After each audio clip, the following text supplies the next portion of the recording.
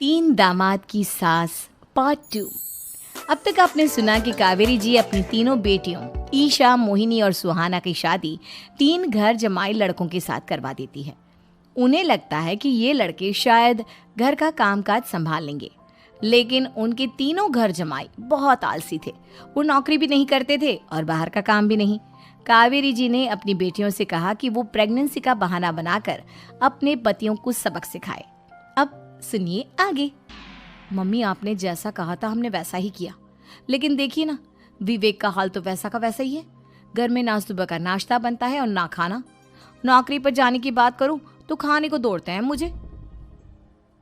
हाँ मम्मी, मैंने भी सुमित को कितनी बार कहा कि अगर नौकरी नहीं करनी तो कोई छोटी सी दुकान ही खोल लो। घर का खर्चा कैसे चलेगा? देखो, दोपहर के 12 बजने आए और जनाब अभी तक सो रहे हैं। हाँ मम्मी, ईशा और सुहाना ठीक कहती हैं। अविनाश का भी यही हाल है। जब मैंने अपनी प्रेगनेंसी के बारे में कहा तो मुझसे कहने लगा, अरे दूसरी लड़कियां तो 9-9 महीने तक नौकरी करती है, बस डिलीवरी के टाइम छुट्टी लेती है। मोहिनी, तुम भी नौकरी करो। अब मुझे कहाँ नौकरी मिलेगी? मम्मी बताओ, अब मैं क्या करूँ?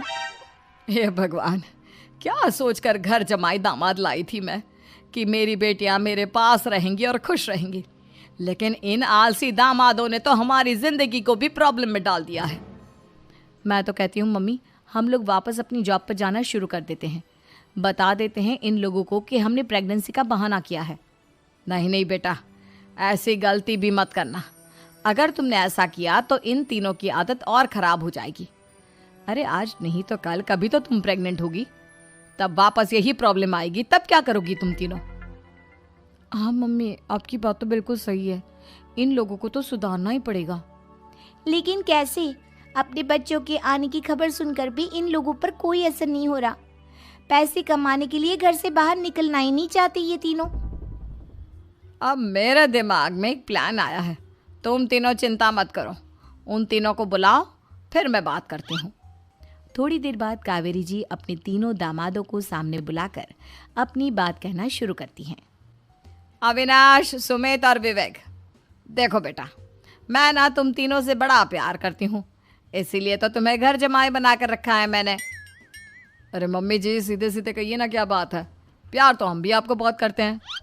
अरे मम्मी जी, आपकी इज्जत भी बहुत करते हैं। अरे भाई, आपके जैसी सास और कमाने वाली बीवी सबको मिलती है क्या? हाँ मम्मी, विवेक और सुमित ठीक कह रहे हैं। आपकी बेटी से शादी करके मेरी तो ज़िंदगी ही अच्छी हो गई है। जानती हूँ मैं, और ये भी जानती हूँ कि तुम तीनों अपने अपनी बीवियों से बहुत प्यार करते हो। बेटा, बात ऐसी है कि हमारे कुल गुरु ने कहा है कि प्रेग्नेंट होने के बाद मेरी तीनों बेटियां शुरू के 4 महीने हमारे गांव में जाकर रहेगी, जहां मेरे चाचा जी रहते हैं। अरे लेकिन क्यों मम्मी, गांव में जाकर रहने की क्या ज़रूरत है इन तीनों को? वो क्या है ना बेटा, हमारे परिवार को एक श्राप है। अगर मेरी बेटियों ने यहाँ पर बच्चा पैदा करने की कोशिश की तो उनके बच्चों को कुछ भी हो सकता है। इसलिए अब से लेकर 4 महीने पूरे होने तक इन्हें गांव वाले घर में रहना पड़ेगा। हाँ, तो इसमें प्रॉब्लम क्या है मम्मी जी? हम भी वहाँ जाकर रहेंगे, पिकनिक मनाएंगे। अरे भाई, बीवी जहाँ हम भी वहाँ। हाँ यार, आइडिया तो बहुत अच्छा है। शहर की ज़िंदगी में रह रहकर परेशान हो चुके हैं, अब कुछ दिन गांव में बिताएंगे। तुम लोग समझने की कोशिश क्यों नहीं करते?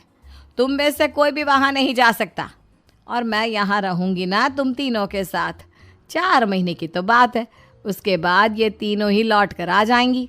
ठीक है मम्मी जी, अब हमारे बच्चों का सवाल है तो ये तो करना ही पड़ेगा। कावेरी अपनी तीनों बेटियों को कुछ दिन के लिए घर से बाहर कहीं दूसरे शहर में रहने के लिए भेज देती है। कुछ दिनों के बाद, अरे मम्मी जी, बहुत दिन से पिज्ज़ा नहीं खाया, मंगवाइए ना। क्या बताऊं बेटा, पहले तो बेटियां खर्चा दे देती थी क्योंकि उनकी नौकरी थी, लेकिन अब तो मेरे पास पैसे ही नहीं बचे। थोड़े बहुत पैसे हैं जो बच्चों की डिलीवरी में काम आएंगे। लेकिन मम्मी जी, आपकी बेटियों को वापस आने में तो अभी बहुत वक्त बाकी है। वही सोच सोच कर परेशान हो रही हूँ। सोच रही हूँ कल से दूध भी बंद करवा देती हूँ। अब दूध वाले को देने के लिए पैसे भी तो नहीं है ना। अरे नहीं नहीं मम्मी जी, अगर दूध भी बंद करवा दोगी तो मुझे चाय कहाँ से मिलेगी? और चाय के बिना मैं तो मर ही जाऊंगा। क्या करूं बेटा, इसके अलावा हमारे पास कोई ऑप्शन नहीं है, मेरे पास पैसे ही नहीं बचे। इस तरह कावेरी जी धीरे धीरे अपने तीनों दामादों को पैसे देना बंद कर देती हैं और घर में खाने पीने की चीजें लाना भी बंद कर देती है। अब वो तीनों बुरी तरह से परेशान होने लगे थे और इसलिए एक दिन तीनों प्लान करके घर से बाहर निकलते हैं और बाजार में जाने के बाद, यार अच्छा खाना खाए हुए कितने दिन हो गए, पता नहीं कब अच्छा खाना मिलेगा। हमारी बीवियों के जाने के बाद तो हमारी हालत भिखारियों जैसी हो गई है यार। कुछ भी हो, मुझे तो आज पिज्ज़ा खाना ही खाना है। जेब में 1 रुपया नहीं और पिज्जा खाएगा, कहाँ से आएंगे पैसे? अरे देख वहाँ सामने बोर्ड पर क्या लिखा हुआ है, कंप्यूटर पर काम करने के लिए एक आदमी की आवश्यकता है। भाई मैं तो जा रहा हूँ, काम करूँगा और शाम तक पैसे लाकर आराम से पिज्ज़ा खाऊंगा। जा जा, तुझे कोई काम नहीं देने वाला, हम तो घर जा रहे हैं। चल भाई सुमित। सुमित और अविनाश वहाँ से चले जाते हैं और विवेक उस कंप्यूटर शॉप पर सारा दिन काम करके 5,000 रुपये कमा कर घर लौट कर आता है और अपने खाने के लिए अच्छी अच्छी चीज़ें भी लेकर आता है। ये देखकर विवेक और सुमित के दिल में भी कुछ पैसे कमाने की इच्छा जागती है। अरे सुबह सुबह कहाँ चल दी है तुम? मम्मी जी एक बहुत अच्छी जगह मिली है, कंप्यूटर पर काम करने के 5,000 मिले थे कल मुझे। अगर रोज़ काम करूँगा तो पूरे 40,000 की तनख्वाह। अरे वाह, ये तो बहुत अच्छी बात है दामाद जी, आपको जाना ही चाहिए। सुमित और अविनाश विवेक को इस तरह तरक्की करते देखकर परेशान हो जाते हैं और वो दोनों भी काम की तलाश में निकल पड़ते हैं। धीरे धीरे उन दोनों को भी काम मिल जाता है। अब कावेरी के तीनों दामाद छोटी मोटी नौकरी करके अच्छा पैसा कमाने लगे थे। एक दिन कावेरी उन्हें अपने पास बुलाती है।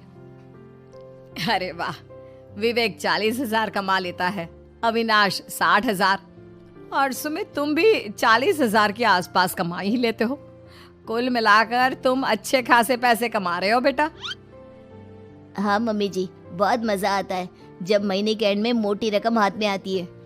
पूछिए मत मम्मी जी, घर में रहकर रोटी बना बना कर और तो जैसा महसूस होने लगा था मुझे तो। हाँ बेटा, तुम तीनों की बात तो बिल्कुल ठीक है और जानते हो अब तुम तीनों की पत्नियां भी वापस लौट कर आने वाली है। लेकिन मम्मी जी अभी तो उन्हें गए सिर्फ 2 महीने हुए हैं, आपने तो कहा था वो 4 महीने के बाद लौट कर आएंगी। ऐसा कुछ नहीं है बेटा, मैं सिर्फ तुम तीनों को सबक सिखाना चाहती थी कि आदमी घर में बैठकर बीवी की कमाई खाता हुआ अच्छा नहीं लगता। इस दुनिया में हर इंसान को मेहनत करनी चाहिए, काम करना चाहिए, चाहे वो औरत हो या आदमी, ताकि अपने परिवार को संभाल सके। कावेरी की बात सुनकर उन तीनों को अपनी गलती का एहसास होता है और कावेरी उन्हें सच बता देती है कि ईशा, सुहाना और मोहिनी शहर में ही कहीं दूसरी जगह रह रहे थे। शाम के वक्त उन तीनों की पत्नियां लौट कर आ जाती है और कावेरी जी का परिवार एक खुशहाल परिवार की तरह रहने लगता है। चौरा गांव के खेतों में इन दिनों खुदाई का काम चल रहा था। असल में इसी गांव से होकर एक अच्छी सड़क गुजरनी थी, इसलिए यहाँ खुदाई शुरू की गई थी। एक दिन खुदाई करने वाली मशीन से कुछ टकराता है। बाद में जब खोजबीन की जाती है तो वहां से 2 कंकाल मिलते हैं। पुलिस गांव के लोगों से पूछताछ शुरू करती है। आप लोगों को क्या लगता है ये किसके कंकाल हो सकते हैं? अरे साहब, हमें क्या पता ये किसके कंकाल है, आप ही लोग पता लगाइए, हम लोग तो बहुत ज़्यादा डरे हुए हैं। हाँ हाँ, हमारी फॉरेंसिक टीम अभी आ रही है। ये बताओ कि इस गांव के रहने वाला कोई जोड़ा गायब तो नहीं ना? क्योंकि शुरुआती जांच में तो ये बात सामने आ रही है कि एक कंकाल किसी पुरुष का है तो एक किसी महिला का। साहब हमें तो बहुत डर लग रहा है, ऐसे कंकाल मिलने का मतलब गांव के आसपास ही किसी की हत्या हुई है या फिर किसी को जलाकर मार डाला गया है।